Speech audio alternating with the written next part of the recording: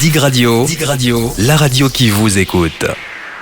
L'univers des jeux de société est passionnant. En France, environ 112 millions de boîtes de jeux de société sont vendues tous les ans, ce qui fait environ 4 boîtes achetées toutes les secondes. Étant moi-même en plus passionné de jeux, je suis très content aujourd'hui. Alors ça démontre évidemment l'envie de jouer et de s'amuser, mais comment ces jeux sont-ils créés ? Eh bien à Clisson, nous avons la chance d'avoir un couple de créateurs de jeux de société pour enfants et ils nous font l'immense plaisir de venir au micro de Dig Radio Clisson pour nous parler de leur passion. Bonjour Wilfried et Marie-Fort. Bonjour. Bonjour. Alors, comment toute cette aventure a commencé pour vous ? C'est une passion commune ? Alors, elle est née effectivement à tous les deux. En fait, c'est quelque chose qu'on a démarré ensemble. On a découvert le monde du jeu de société ensemble, tout ce qu'on appelle nous le jeu de société moderne. On a joué ensemble, puis quelques années plus tard, on a commencé à créer nos premiers jeux ensemble. Il y a plein de gens qui jouent et qui sont passionnés justement par les jeux de société, mais tout le monde n'a pas l'envie d'en créer. Comment c'est venu ce déclic, se dire tiens, d'un seul coup, je sais pas, les jeux auxquels on joue ne correspondent pas, ou alors on a vraiment des idées qui viennent et qui nous donnent envie d'en créer un autre ? C'est surtout les idées qui sont arrivées. Donc on jouait avec nos amis, donc c'était pas, à la base c'était pas forcément créer des jeux qu'on voulait, on voulait créer quelque chose ensemble. Et puis on est tombé dans l'univers du jeu un peu par hasard où on a commencé à jouer. Et puis on a eu un jour une idée.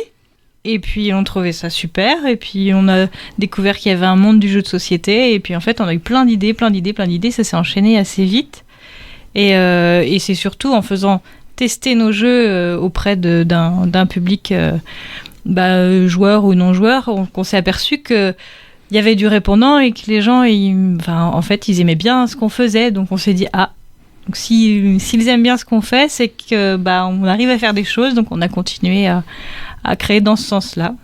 Et le fait de travailler en couple, est-ce qu'il y a des avantages et des inconvénients ? C'est ce qui vous a permis de réussir dans ce domaine-là ? Alors ça nous permet les points positifs, c'est qu'on va beaucoup plus vite dans nos projets.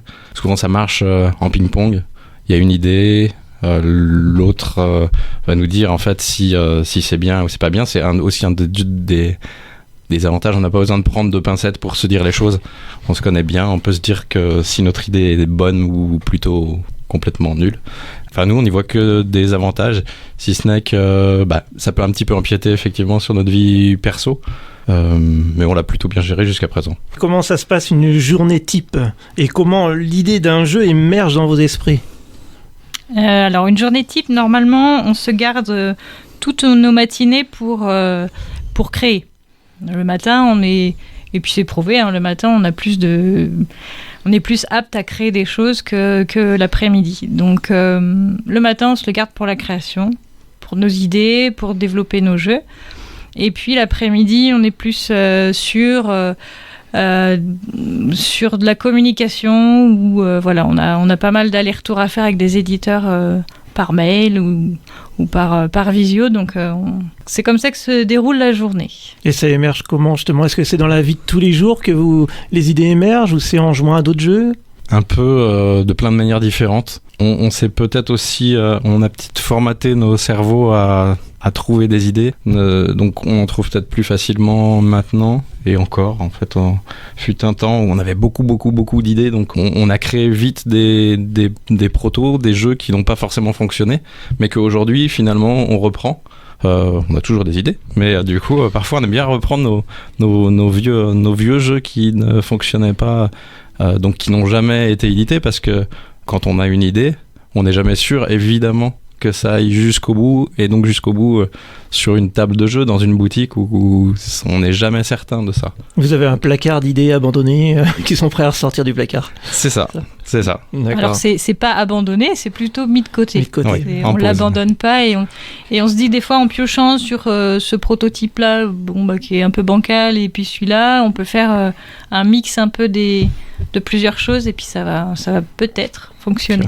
Vous m'avez dit déjà en antenne que vous avez commencé par créer d'abord des jeux en bois, ensuite vous avez créé vos propres jeux, puis vous avez aussi créé des jeux pour d'autres. Voilà, il y a des gens qui vous demandent de créer des jeux. Oui, alors ça a commencé, moi j'étais menuisier béniste, il y a une période du coup où Marie et moi on voulait faire une activité ensemble. On a commencé à créer des jeux donc en bois. Et à cette période-là, on faisait tout. Donc on faisait la fabrication, la création, on fabriquait aussi des jeux traditionnels. Puis après, on allait dans les marchés et on avait nos boulots respectifs à côté, une maison à rénover et 2 enfants, donc en bas âge. Ça faisait beaucoup de choses. Et puis petit à petit, en fait, on a analysé un petit peu ce qu'on faisait. Du coup, on s'est dit que ce qui nous plaisait et ce qui nous prenait pas trop de temps, moins de temps, c'était cette partie de création. Et donc on a abandonné petit à petit nos jeux en bois pour créer des jeux en tant qu'auteur de jeu. Et donc c'est la démarche après un peu différente parce que elle est à la fois plus simple et plus compliquée parce que du coup il va falloir trouver et convaincre avec notre jeu, convaincre un éditeur qui va investir dans le jeu et puis le fabriquer et puis le vendre, faire la promo et faire tout le reste, quoi. D'accord, c'est ça la grosse différence qu'il y a entre faire les jeux pour les autres et un jeu qu'on porte le projet du bout en bout. Oui. D'accord. Et vous avez donc eu aussi l'idée de créer, vous êtes les membres fondateurs donc du CAJO, c'est ça, le cercle des auteurs de jeux à l'Ouest ? À l'Ouest même, du d'accord, coup, la petite pointe d'ironie, d'humour et d'autodérision. Ça a démarré du coup dans nos premières années. Donc on a commencé donc en 2010, donc ça va faire 13 ans. Et puis quelques années après, on a vu qu'on n'était pas les seuls et qu'il y avait d'autres auteurs émergents, du coup des gens qui essayaient de créer des jeux et puis on s'est rencontrés, puis on a décidé de monter un espèce de collectif, donc CAJO, cercle donc des auteurs de jeux à l'Ouest. Et puis on s'est réunis, puis on a essayé nos jeux respectifs, puis on s'est aidés, puis aujourd'hui du coup on s'entend très bien, puis on se déplace dans les festivals un peu partout en France ensemble. D'accord, il y a des collaborations qui se font comme ça, comme par exemple, vous allez pouvoir nous parler de la fête du jeu qui aura lieu dans la Clisson, en collaboration avec un magasin de jeux, avec la médiathèque. Vous pouvez nous en parler ? Oui, tout à fait. Donc on organise une fête du jeu qui aura lieu au mois de mai, fin mai, le samedi 27 mai. On est en partenariat avec la médiathèque Geneviève Couteau de Clisson et les Shops des Légendes, donc la boutique de jeux de Clisson et la ludothèque itinérante auprès du jeu. Et donc nous, en fait, on va s'occuper de la partie auteur qui sera sur la place Jacques Demy devant la médiathèque. Donc il y a une dizaine d'auteurs avec qui on a collaboré aussi. Il y a des bons amis aussi auteurs du coin. Et dont nous, on va présenter nos jeux. Il y aura Rémi et Nathalie Saunier qui sont des co-auteurs sur certains de nos jeux, notamment à la manière d'Archimboldo, enfin il y en a d'autres.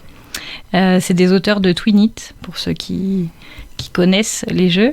Il y aura Tom Werchex, qui est illustrateur et auteur du Jungle Speed et Jungle Speed Kids avec nous. Donc on est co-auteur aussi. Et puis qui est auteur aussi de Twinit. Et donc on a aussi Antoine Rabreau qui est auteur de jeux de société pour enfants aussi. Et alors lui, il a beaucoup de jeux chez Djeco. Il y aura Julien Griffon qui est auteur de Yokai. Frédéric Lamy qui vient de sortir son premier jeu édité par un autre éditeur qui s'appelle La Cabane à Potions. Il y aura Damien Marquis qui a un jeu qui s'appelle Une Histoire Extraordinaire. Et puis Cyril Bertin qui est illustrateur de scénarios pour Unlock. Ouais, ils ont un super programme. Voilà. On va sûrement refaire un podcast. C'est ça, à mon avis, oui. Donc là, je fais une liste. Mais voilà, pour les présenter un peu, donc ça va être super sympa. Je pense qu'on aura une bonne ambiance avec tous ces auteurs illustrateurs. Ça va être sympa et je pense que les gens... ça va être sympa à découvrir, quoi. C'est cool. Et donc c'est que des auteurs du coin. Voilà, c'est du local. On consomme de plus en plus local. C'est c'est le Loire-Atlantique Vendée. C'est ça, Pays de la Loire. Et là, depuis 13 ans, donc vous êtes rendu, si je ne me trompe pas, c'est 29 ou 30 jeux? C'est 29 jeux. C'est 29 maintenant. Donc il y a peut-être des noms qui vont vous parler. Il y a par exemple Dragomino, Unlock Kids, Patatrapcast, Fabulia, La Vallée des Vikings. Et le tout dernier, là, c'est Toko Island, c'est ça? C'est ça. D'accord, qui vient de sortir il y a pas longtemps. Alors, il est sorti, si je me trompe pas, en octobre 2022. Tous vos jeux, donc on peut les retrouver dans tous les magasins de jeux. Il y a d'autres moyens. Est-ce que vous avez une page internet? Alors, on va faire la pub pour les shops des légendes, hein, parce que voilà. Les shops des légendes de Clisson, évidemment. Donc, on peut retrouver nos jeux à l'échoppe des légendes. Alors, nous, on ne vend pas directement sur notre site. On fait pas de commerce. Donc voilà, on va diriger plus les gens vers l'échoppe des légendes. Et après, il y a d'autres sites, mais bon. Allez à l'échoppe des légendes. Un très beau magasin d'ailleurs, avec un bel espace Harry Potter.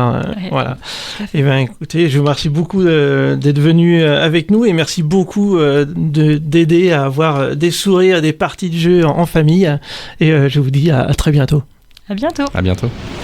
Toute la journée, vous écoutez Dig Radio sur digradio.fr.